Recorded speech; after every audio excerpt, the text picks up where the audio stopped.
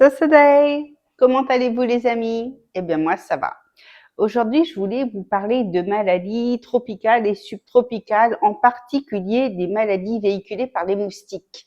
Parce que cette année au Cambodge, la dengue est très répandue plus que jamais. Il y a des années avec, il y a des années sans. Alors la dengue, c'est un virus qui est transporté par le moustique tigre, qui est normalement dans les régions d'Asie et d'Afrique, mais aussi sur le pourtour méditerranéen. Il y en a en Espagne, en France et en Italie. Le moustique tigre pique en Europe le matin et le soir, mais ici, c'est toute la journée. Il ne se repose pas. La chaleur ne le fatigue pas. Donc, il faut se mettre du répulsif sans arrêt. Il y en a même certains qui en mettent dans leur appartement. Bon, moi, je suis pas à ce point-là, mais je me vaporise avant de sortir et j'ai toujours un petit flacon sur moi si toutefois il faut en remettre un petit peu. Alors, quels sont les symptômes de la dengue et quelles sont les manières de la détecter? Déjà, les symptômes, ça va être une très forte fièvre. Ça va être des douleurs articulaires. Manque de bol, ça ressemble un peu à la grippe. Donc, des fois, on ne sait pas trop ce qu'on a. Et la seule solution de vraiment le savoir, c'est de faire un test sanguin. Alors ici, à Siem Reap, il y a tout ce qu'il faut. Mais si toutefois, vous êtes dans des campagnes un peu reculées, allez au dispensaire. Le dispensaire fera la prise de sang. Des fois, c'est la pharmacie qui peut faire les prises de sang. Mais c'est vraiment la première chose à faire. À savoir qu'il ne faut surtout pas prendre certains médicaments. Donc, quand on ne sait pas, on ne prend rien à part du paracétamol. C'est le seul truc qui soit pas dangereux. L'aspirine peut être dangereuse, tout ce qui est Advil, donc ibuprofène, tout ça, ça peut être très dangereux. Donc, que paracétamol. Numéro 2, c'est une fois que vous avez les résultats de votre prise de sang, là vous allez vraiment voir un médecin ou alors l'infirmière du dispensaire, peu importe. Ils ont l'habitude, ils ont des cas comme ça sans arrêt, ils savent très bien les soigner. Souvent, c'est que du repos, mais la dengue peut s'aggraver au bout de 3 jours. Il y a 4 cas de dengue. Les 2 premiers sont pas dangereux, le 3e est dangereux, le 4e, c'est la dengue hémorragique. Alors là, vous le savez parce que vous pouvez commencer à saigner du nez ou à saigner des gencives. Et là, c'est une extrême urgence. Là, il ne faut pas attendre. De toute manière, je dis toujours que dans un pays tropical ou subtropical, quand on a plus de 24 heures de fièvre, on file chez le toubib, on n'hésite pas. Et c'est pas le prix du toubib dans un pays comme ça qui va vous ruiner, même si vous avez un petit budget. Je pense que votre vie est plus importante. En ce qui concerne le chikungunya, il n'y a pas beaucoup de cas au Cambodge, mais il y en a parfois. J'ai une amie qui l'a eu il y a quelques années. Elle m'a dit que les douleurs articulaires étaient vraiment puissance 10. Elle croyait qu'elle allait mourir. Alors le chikungunya n'est pas forcément grave. Pareil, ça a été traité avec du paracétamol, beaucoup de repos. Il faut attendre que ça passe.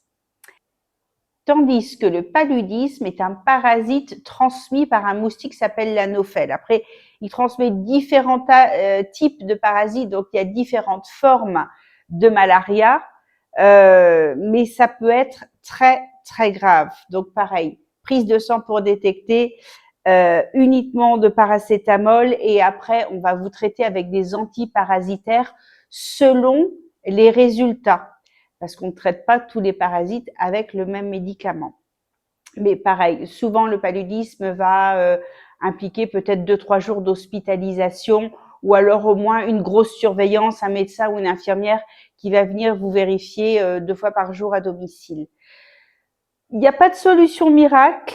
Euh, Moi, je dis pulvérisez-vous, mettez, alors c'est facile à dire quand il fait 35 degrés, des manches longues et couvrez-vous les jambes, mais c'est la seule solution. Alors moi, les 2 anti-moustiques qui marchent pour moi, à savoir que si vous étiez à côté de moi, je suis votre anti-moustique.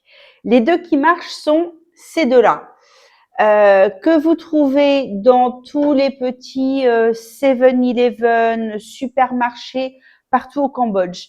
Ils sont pas chers, ils sont moins chers qu'en pharmacie. En pharmacie, vous trouvez des marques euh, qui coûtent le double, qui sont certainement efficaces aussi, mais puisque celle-ci marche pour moi, j'ai pas été chercher autre chose. Euh, Celle-ci existe aussi en orange. Le orange est beaucoup plus fort, il y a de la dite, tandis que là, il n'y a pas de dite. La dite, franchement, j'évite parce que ça bouffe la peau. Quand on en met une fois, deux fois en vacances, ça va, mais je peux pas en mettre tous les jours, je serai à vif. C'est juste pas possible. Il y a des gens qui ont de la chance, qui mettent juste un petit peu d'huile essentielle, un peu de citronnelle, ça suffit. Moi non, je suis vraiment obligée de me couvrir. En général, c'est surtout les chevilles et les pieds. C'est rarement le visage et c'est parfois oui les épaules. Voilà.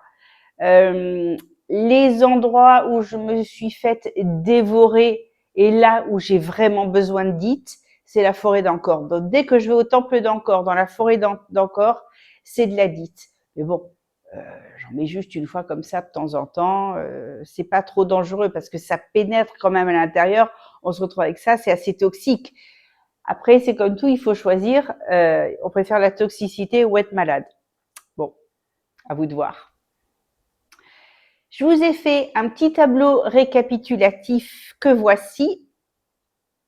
Comme ça, vous pouvez éventuellement faire une copie d'écran et vous le garder pour essayer de vous diagnostiquer tout seul lors de vos voyages ou lors de vos expatriations, quel que soit le pays. Hein, c'est pas valable que pour le Cambodge, c'est valable pour toute l'Asie du Sud-Est, c'est valable pour toute l'Afrique et il y en a aussi pas mal en Amérique centrale et en Amérique latine.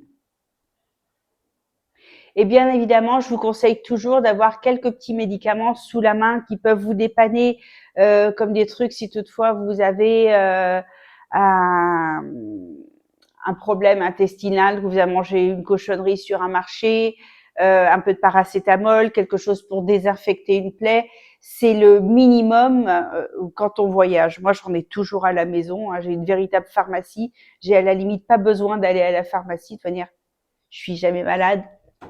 Je touche du bois. Mais voilà, il faut toujours avoir ce qu'on veut. Au Cambodge, tous les médicaments sont en vente libre, il n'y a pas besoin d'ordonnance. Donc, ne vous tracassez pas si vous n'avez pas tout en venant de France, vous en trouverez toujours sur place, dans les grandes villes sans problème, et dans les campagnes, il y a toujours, alors on appelle ça des pharmacies, ce sont des ventes de médicaments. Ce ne sont pas des pharmaciens qui tiennent ça, donc ils ne pourront pas vous conseiller, mais si vous savez ce dont vous avez besoin, vous pourrez les trouver. Petite anecdote, j'ai un ami qui était à la pharmacie, je ne sais plus si c'était à Nessat ou à Korong ou à Sihanoukville, bref, ils étaient en week-end et la pharmacienne lui a donné un médicament, il n'a pas vérifié, puis au bout de 2 jours, il trouvait ça quand même bizarre, il avait très mal au dos et il a vérifié, elle lui avait juste donné des antibiotiques. Donc voilà, elle s'est trompée. Donc vérifiez ce qu'on vous donne. Si vous ne savez pas, vous prenez une photo avec le téléphone, vous faites une recherche Google afin d'être sûr de ce qu'on vous donne. Il y a, comme partout en Asie, des médicaments, comment on va appeler ça, des contrefaçons. Beaucoup viennent de Chine et d'Inde. Si vous êtes au Cambodge, je vous conseille d'aller dans les pharmacies YouCare. C'est tenu par un Français. C'est toute une chaîne. Je ne sais pas combien il y en a dans le Cambodge, mais il y en a un paquet. Et là, vous êtes sûr de la provenance des médicaments. Je vous souhaite de très bons voyages, de ne jamais tomber malade. Je vous souhaite également une excellente semaine et je vous dis à dimanche prochain, les amis. Bye bye.